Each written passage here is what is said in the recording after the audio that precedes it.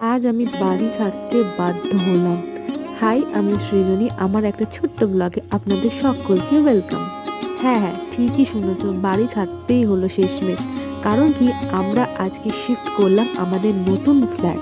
সেই ফ্ল্যাটে আজকে গৃহপ্রবেশ ছিল, তার জন্য অনেক দিন ধরে তোড়জোড়। আর এই যে তোমরা আলপনাটা দেখতে পাচ্ছ, এই সুন্দর আলপনাটা দিয়েছে আমার মাস্তুতো বোন। আর এই যে এখানে আমাদের পুজো হচ্ছে। তো নতুন ফ্ল্যাটে আসতে তো যেরকম ভালো লাগে, সেরকম পুরোনোকে ছাড়তেও কিন্তু খুবই কষ্ট হয়।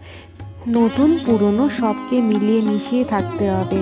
আর জানো তো, আমরা যে আগে ফ্ল্যাটে থাকতাম তখন আমার 3 বছর বয়স ছিল। সেই সময় থেকে আমি এই ফ্ল্যাটে থাকতাম, তার জন্য একটু তো মায়া তো আমাদের এখনো পর্যন্ত আছে। But আমরা দুটো ফ্ল্যাটেই থাকবো, নতুন ফ্ল্যাট আর পুরনো ফ্ল্যাটে। বিকেলবেলা আমরা চলে গেছিলাম ফুচকা খেতে সবাই মিলে। আমরা গৃহপ্রবেশ 2 দিন সেলিব্রেট করব, তো আজকের দিনটা এখানেই এন্ড করছি।